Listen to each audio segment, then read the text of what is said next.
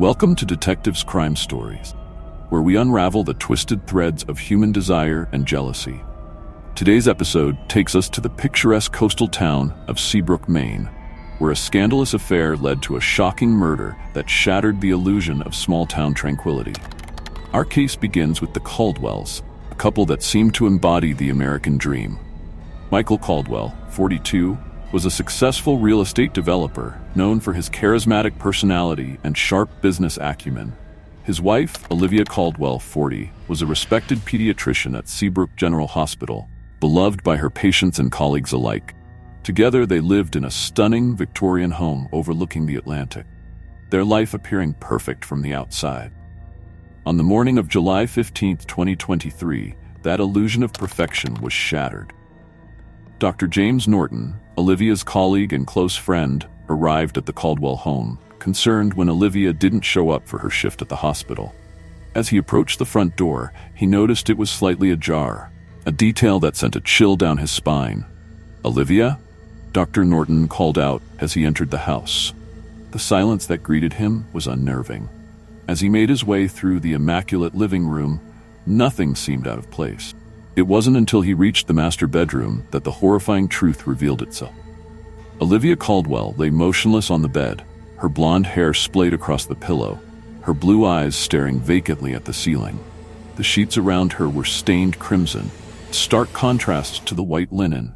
Dr. Norton's medical training kicked in as he rushed to check for a pulse, but it was too late. Olivia was gone. With shaking hands, Dr. Norton dialed 911. Within minutes, the peaceful morning on Ocean Avenue was shattered by the wail of sirens. Detective Sarah Hawthorne, a seasoned investigator with the Seabrook Police Department, arrived at the scene. At 38, Hawthorne had seen her fair share of crime scenes, but the brutality of this one gave her pause. As the police secured the area, Detective Hawthorne began her preliminary investigation. The cause of death was immediately apparent.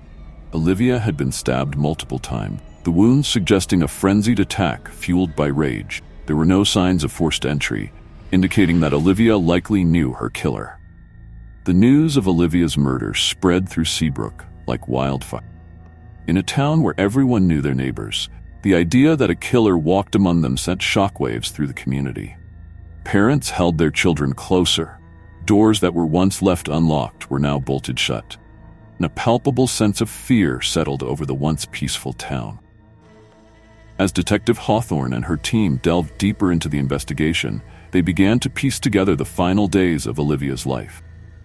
Interviews with colleagues and friends painted a picture of a woman dedicated to her work and her community. However, as they dug deeper, cracks began to appear in the perfect facade of the Caldwell marriage. Dr. Norton, still shaken from his grim discovery, provided valuable information during his interview.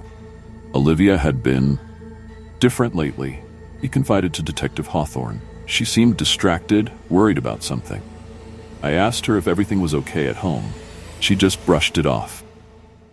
This lead prompted detectives to look closer at Michael Caldwell. On the surface, Michael appeared to be a grieving widower, devastated by the loss of his wife. He cooperated fully with the investigation, providing a detailed account of his whereabouts on the night of the murder. According to Michael, he had been at a business meeting in Portland, 2 hours away from Seabrook, when Olivia was killed. However, as the investigation continued, Detective Hawthorne received an unexpected visit from Eleanor Blackwood, the 75-year-old owner of the local bakery. Eleanor, known for her sharp eyes and sharper tongue, had information that would change the course of the investigation. I saw something, Eleanor said, her voice low as if she feared being overheard. A week before it happened, I was closing up the shop when I saw Michael. He was with a young woman, much younger than him. They looked intimate. This new information sent the investigation in a new direction. Who was this mysterious young woman, and what was her connection to Michael Caldwell? The answer came from an unexpected source. 3 days after Olivia's body was discovered, Detective Hawthorne received an anonymous tip. The caller, a young man whose voice trembled with fear, claimed to have information about Michael's relationship with a young woman named Amber Sullivan. Amber Sullivan was a name that rang bells in Seabrook. 23, She was a recent graduate of Seabrook Community College, known for her striking beauty and ambitious nature. She had recently started working as an intern at Caldwell Development, Michael's company. As the team began to dig into Amber's background, they uncovered a web of secrets that had been carefully hidden beneath the surface of Seabrook's respectable facade. Social media posts showed Amber in luxurious locations, wearing designer clothes that seemed beyond the means of a recent graduate. More damning were a series of text messages recovered from Olivia's phone, confronting Michael about suspicious charges on their credit card, late nights at the office. Armed with this information, Detective Hawthorne brought Michael in for questioning. The successful businessman arrived at the police station looking every bit the grieving widower in his black suit. However, as the questioning progressed, cracks began to appear in his composed demeanor. "Mr. Caldwell," Hawthorne began, her tone measured, "can you tell me about your relationship with Amber Sullivan?" Michael's response was immediate and forceful. "She's an intern at my company," he said, his voice steady, nothing more. But as Hawthorne presented the evidence, the witness citing, the suspicious financial transactions, the text messages from Olivia, Michael's composure began to crumble. After hours of intense questioning, the truth finally emerged. Michael confessed to having an affair with Amber. It had begun 3 months earlier, shortly after Amber started her internship. Despite their age difference, Michael claimed they had felt an immediate connection. What started as innocent flirtation quickly escalated into a full-blown affair. "I never meant for it to go this far," Michael said, voice breaking. "I loved Olivia, I really did. But with Amber, it was exciting, passionate. I felt young again." Michael's confession painted a picture of a passionate but tumultuous relationship. Amber, young and ambitious, had pushed for Michael to leave his wife. Michael, torn between his love for Amber and his commitment to Olivia, had hesitated. Amber was becoming increasingly frustrated, Michael admitted. "She wanted me to leave Olivia, to start a new life with her, but I couldn't just throw away 15 years of marriage." However, Michael vehemently denied any involvement in Olivia's murder. He maintained that he had been in Portland on the night of the crime, insisting that hotel security footage would corroborate his alibi. As the truth about Michael and Amber's relationship came to light, the town of Seabrook reeled from the shock. The respected businessman and the young intern, their secret affair seemed like something out of a salacious novel, not real life in their quiet town. But the investigation was far from over. While Michael's affair provided a potential motive, it didn't prove his guilt. Detective Hawthorne knew she needed more evidence to solve the case. The breakthrough came when the police interviewed Amber Sullivan. Initially, Amber maintained that her relationship with Michael was purely professional, but as the detectives presented her with evidence of the affair, her case began to unravel. Amber broke down, admitting to the affair, but vehemently denying any involvement in Olivia's murder. "I loved Michael," she sobbed. "I wanted to be with him, but I never wanted Olivia dead. I'm not a murderer." However, as the questioning continued, inconsistencies in Amber's case began to emerge. She claimed to have been at home alone on the night of the murder, but her cell phone records showed she had been in the vicinity of the Caldwell home. Faced with this evidence, Amber's composure crumbled entirely. In a moment of emotional breakdown, she confessed to the crime.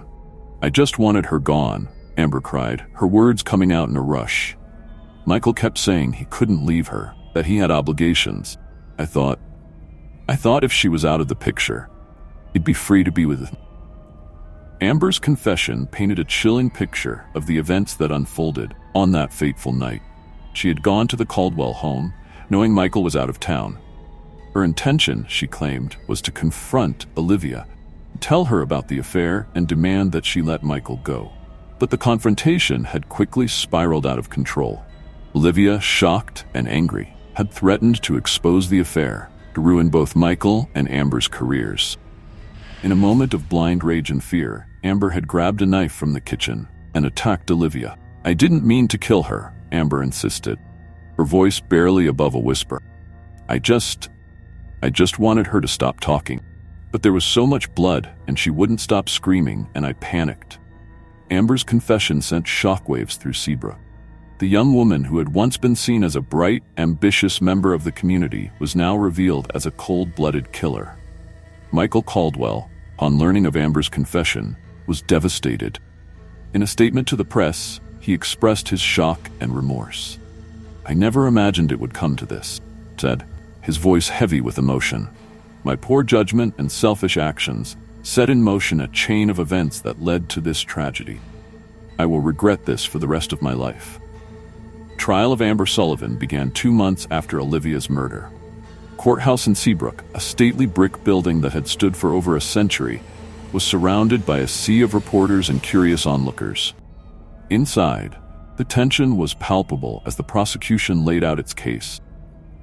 District Attorney Robert Chen, a sharp-minded man in his early 50s, presented a damning narrative. He painted a picture of Amber as a manipulative young woman, consumed by jealousy and willing to kill to get what she wanted. Amber Sullivan didn't just murder Olivia Caldwell, Chen told the jury in his opening statement.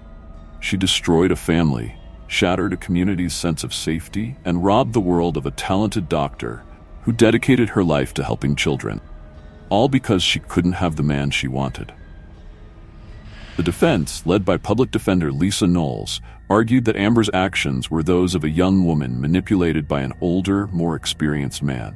They presented Amber as a victim of Michael's charm and influence, pushed to the brink by promises of love and a better life. Amber Sullivan is not a cold-blooded killer, Knowles argued. She is a young woman who made a terrible mistake in a moment of emotional turmoil. She was led to believe that she could have a future with Michael Caldwell, only to realize that she was being used. As the trial progressed, more details of Michael and Amber's relationship came to light. Text messages were read aloud in court, revealing the intensity of their connection and the increasing pressure Amber had put on Michael to leave his wife. One message from Amber, sent just days before Olivia's death, stood out. "I can't keep living like this, Michael. I love you, but I won't be your dirty little secret anymore. It's time to make a choice." Friends and colleagues of both Olivia and Michael testified, their statements painting conflicting pictures of the Caldwell marriage. Some spoke of Olivia's dedication to her work and her community, highlighting the loss her death represented. Others hinted at tensions in the marriage, suggesting that Michael had a history of flirtations with younger women. Perhaps the most heart-wrenching testimony came from Dr. James Norton, Olivia's friend and the one who had discovered her body. Norton spoke of Olivia's passion for her work, her dreams for the future, and the plans she had been making to open a pediatric clinic in an underserved area of Seabrook. Olivia was more than just a talented doctor, Norton said, his voice breaking. She was a beacon of hope for so many families in our community. Her death has left a void can never be filled. As the trial neared its end, Amber herself took the stand. Gone was the confident, ambitious young woman who had once turned heads in Seabrook. In her place sat a broken figure, her once stylish hair limp, her designer clothes replaced by a simple blouse and skirt. Amber recounted the details of her relationship with Michael, her voice sometimes dropping to a whisper as she described their final confrontation with Olivia. She expressed remorse for her actions, often breaking down in tears as she spoke. "I never meant for any of this to happen," Amber said, echoing Michael's words from his confession. "I was so in love, so sure that Michael and I were meant to be together. I couldn't see past my own desires to realize the pain I was causing." But the prosecution was relentless, pointing out the premeditation in Amber's actions. She had gone to the Caldwell home armed with a knife, they argued. She had taken steps to cover her tracks after the murder. These were not the actions of someone who had killed in the heat of the moment, but of someone who had come prepared to commit murder. After a trial that lasted 3 weeks, the jury retired to deliberate. The town of Seabrook held its breath, waiting for the verdict that would bring this tragic chapter to a close. It took the jury just over 8 hours to reach a decision. As the foreman stood to deliver the verdict, the courtroom was so silent, you could hear a pin drop. On the charge of first-degree murder, we find the defendant, Amber Sullivan, guilty. The words seemed to echo in the stunned silence that followed. Amber collapsed in her seat, sobbing uncontrollably. In the gallery, Michael Caldwell sat with his head in his hands, while Olivia's parents embraced each other, tears streaming down their faces. At the sentencing hearing a week later, Judge Victoria Hawthorne delivered her decision. Her voice was firm as she addressed Amber. "Miss Sullivan, your actions have caused immeasurable pain and suffering," Judge Hawthorne said. "You took the life of a woman who had dedicated herself to helping others. You destroyed a family and shattered a community's sense of safety. While I acknowledge your youth and the manipulation you may have experienced, premeditated nature of your crime cannot be overlooked. I hereby sentence you to life in prison with the possibility of parole for 25 years. As Amber was led away in handcuffs, the town of Seabrook was left to grapple with the aftermath of this tragedy. The case of Olivia Caldwell, Michael Caldwell, and Amber Sullivan be told and retold, a cautionary tale of the destructive power of infidelity and the devastating consequences of unchecked jealousy. In the months that followed, the community worked to heal. Seabrook General Hospital established a pediatric wing in Olivia's name, ensuring that her dedication to children's health would live on. Michael Caldwell, his reputation in tatters, sold his company and moved away from Seabrook, seeking a fresh start away from the whispers and stares. Dr. James Norton, still haunted by the memory of finding his friend's body, channeled his grief into action. He took up Olivia's dream of opening a pediatric clinic in the underserved area of Seabrook, determined to carry on her legacy of care and compassion. And in a quiet corner of Seabrook Cemetery, a small headstone marked Olivia's final resting place. Carved into the stone were the words she had often said to her young patients: "Every day is a new adventure." A reminder of the bright spirit that had been extinguished far too soon.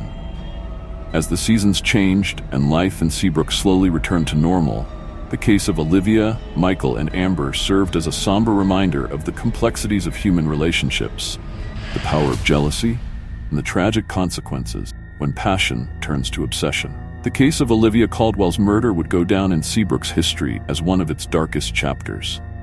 It was a stark reminder that even in the quietest towns, behind the most respectable facades, dark secrets that lurk. For Detective Sarah Hawthorne, the case marked a turning point in her career. The complexity of the investigation and the high-profile nature of the crime brought her recognition within the law enforcement community. However, the memory of Olivia's broken body and the devastation wrought by Michael and Amber's actions would haunt her years to come. In the wake of the trial, Seabrook General Hospital underwent a thorough review of its policies and procedures. The revelation that one of their respected doctors had been murdered by her husband's young lover sent shockwaves through the medical community. New guidelines were put in place to support staff dealing with personal crises, and a confidential counseling service was established. Michael Caldwell, once a pillar of the Seabrook business community, found his life in tatters in the aftermath of the trial. Despite not being charged with any crime, his reputation was irreparably damaged. He sold his company at a fraction of its worth and moved to Arizona, seeking anonymity and a chance to rebuild his life. In a letter to the Seabrook Gazette, he wrote, "My poor judgment and selfish actions set in motion a chain of events that led to unimaginable tragedy. I will spend the rest of my life trying to atone for the pain I've caused." The media frenzy that had descended upon Seabrook during the investigation and trial slowly dissipated, but the effects lingered. True crime podcasts and television shows produced episodes about the case, drawing renewed attention to the town and the tragic events that had unfolded there. For the staff at Seabrook General Hospital, particularly in the pediatric ward where Olivia had worked, the loss was deeply felt. Dr. Emily Chen, the hospital's chief of staff, worked tirelessly to help her team process their grief and continue providing excellent care to their patients. In Olivia's memory, the hospital instituted an annual Compassion in Care Award, recognizing staff members who went above and beyond in their dedication to patient care. As the first anniversary of Olivia's death approached, the town of Seabrook came together to honor her memory. A small park near the hospital was dedicated in her name, complete with a playground and a memorial garden, bidding tribute to the doctor who had dedicated her life to children's health. On the day of the dedication, Dr. James Norton stood before the gathered crowd, his voice steady as he spoke of his friend and colleague. Olivia believed in the power of kindness to heal not just bodies, but spirits, Norton said. This park is not just a memorial to Olivia, but a continuation of her work. It's a place where children can come to play, to heal, to be children. In this way, Olivia's spirit lives on. In the state penitentiary where she was serving her sentence, Amber Sullivan struggled to come to terms with the consequences of her actions. Once full of ambition and dreams, she now faced a future defined by concrete walls and iron bars. She declined all interview requests from media outlets, choosing instead to focus on her rehabilitation. Amber enrolled in the prison's education program, working towards a degree in psychology.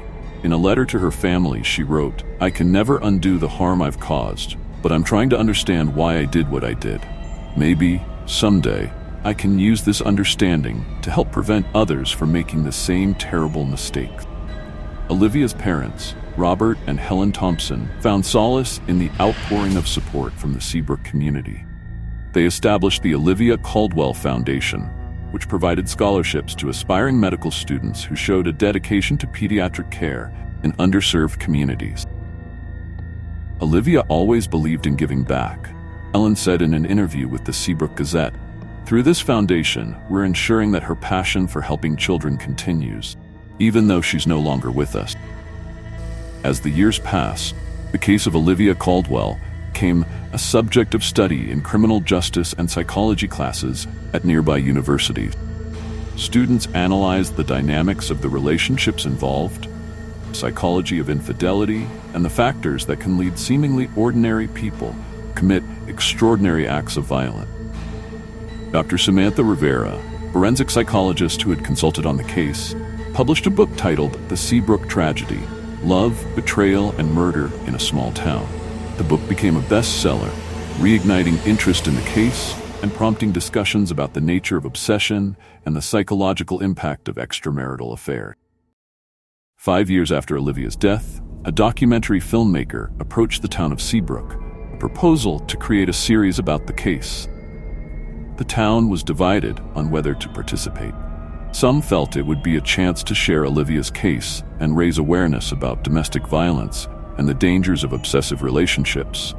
Others worried it would reopen old wounds and bring unwanted attention back to the community. After much debate, the town council voted to cooperate with the documentary on the condition that it focus not just on the tragedy, but on how the community had come together and healed in its aftermath. The resulting 4-part series, titled Seabrook: Beneath the Surface, premiered on a major streaming platform to critical acclaim. It painted a nuanced picture of the case, exploring the complexities of the relationships involved, the impact of crime on the community, and the ways in which Seabrook had worked to honor Olivia's memory and prevent similar tragedies. One of the most powerful moments in the documentary came from an unexpected source. Michael Caldwell, speaking publicly for the first time since the trial, agreed to an interview. His once handsome features were now lined with guilt and regret, his eyes haunted by the consequences of his actions. "Not a day goes by that I don't think about Olivia," Michael said, his voice heavy with emotion.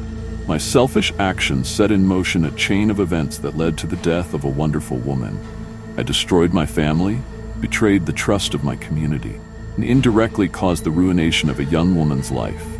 If I could go back and change things, I would in a heartbeat. I can't. All I can do now is serve as a warning to others. The momentary thrill of an affair is not worth the devastating consequences it can bring." The documentary also featured interviews with Dr. James Norton, who had successfully opened the pediatric clinic Olivia had dreamed of, and Detective Sarah Hawthorne, who had since been promoted to Chief of Police. "This case changed me," Hawthorne admitted on camera. "It showed me that tragedy can lurk behind the most perfect-seeming facades. But it also showed me the resilience of the human spirit, how a community can come together in the face of unimaginable loss." As the 10th anniversary of Olivia's death approached, Seabrook had changed in many ways.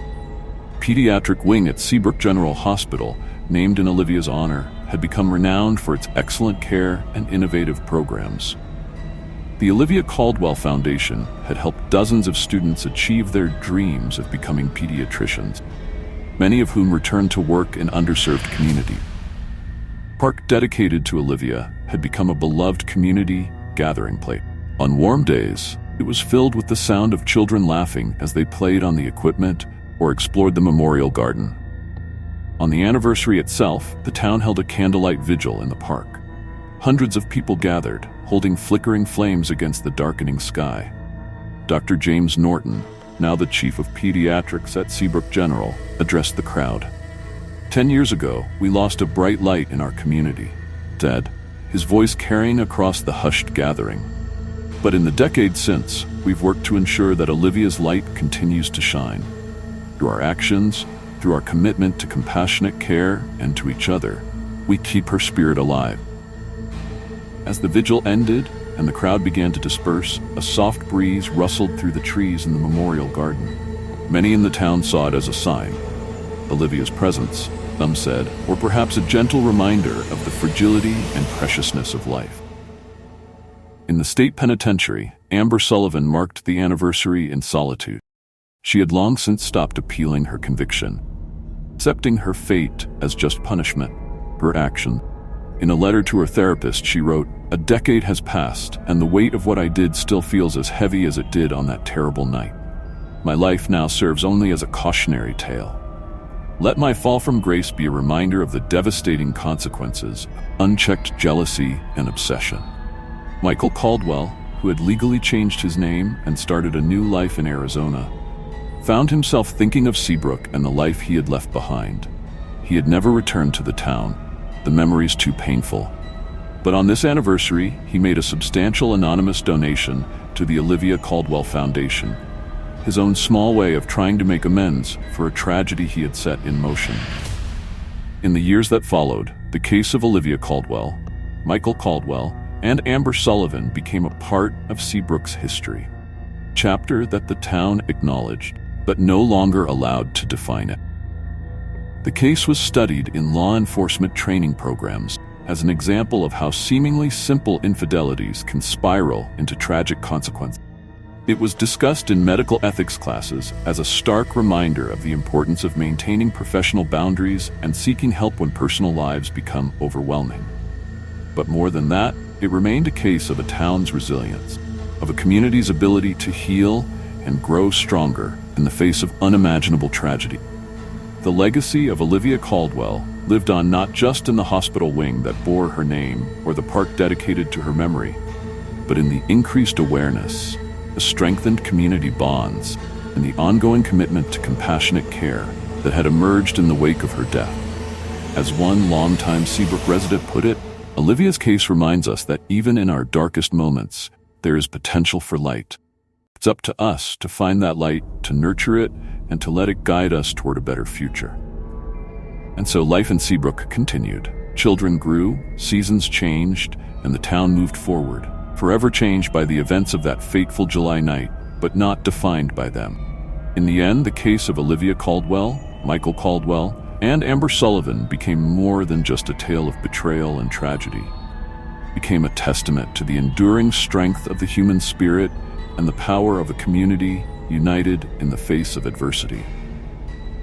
As the years rolled on, Seabrook found ways to incorporate the lessons learned from the tragedy into its very fabric.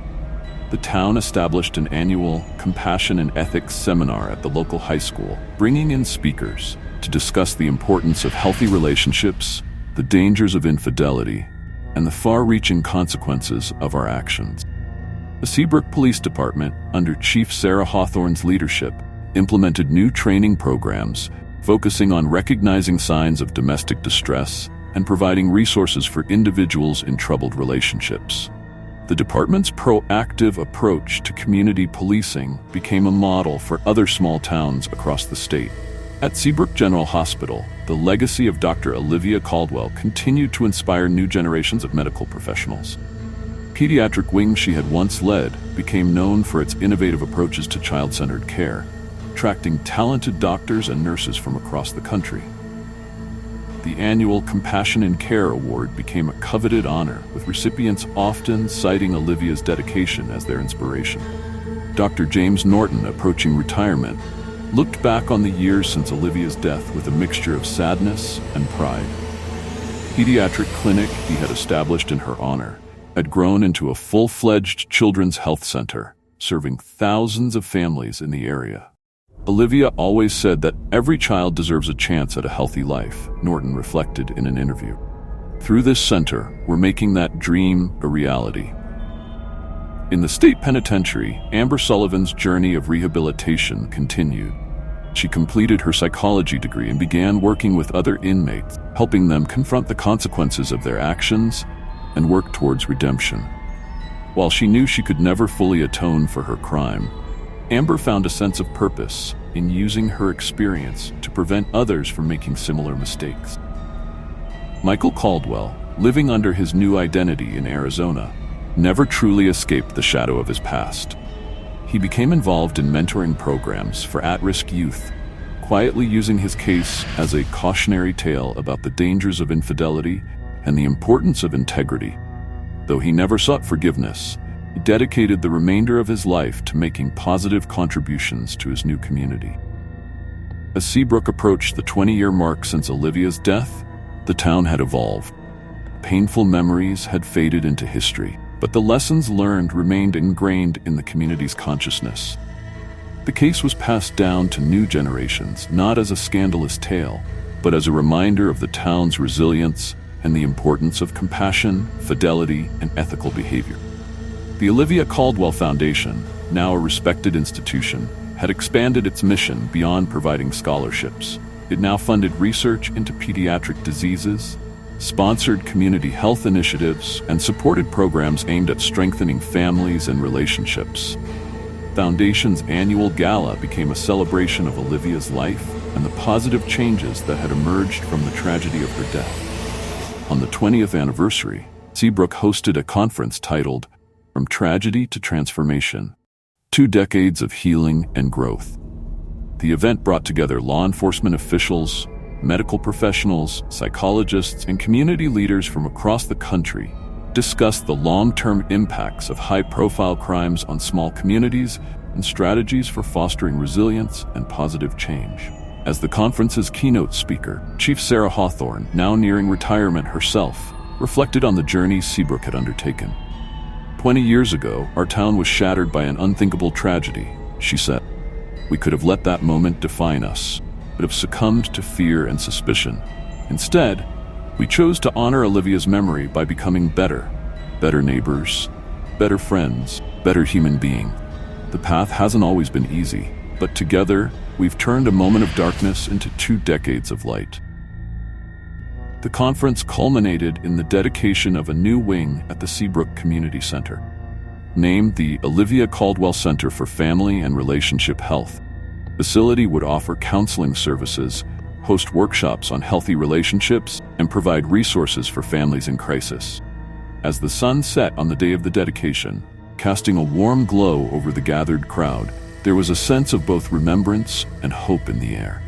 The tragedy that had once threatened to tear Seabrook apart had instead become the catalyst for profound positive change. Dr. Emily Chen, now the Chief of Staff at Seabrook General Hospital, summed up the sentiment of many in the town. Olivia used to say that healing isn't just about curing an illness, it's about nurturing the whole person. As a town, we've lived that philosophy. We've not only healed from our wound, we've grown stronger, more compassionate, more united. That's a legacy Olivia would be proud of. As night fell and the crowd dispersed, the lights of the new center glowed warmly, a beacon of hope and healing in the heart of Seabrook. The town had not forgotten its painful past, but had chosen to let that past guide them towards a brighter future. In doing so, they had transformed a case of tragedy into one of triumph, a testament to the resilience of the human spirit and the enduring power of community.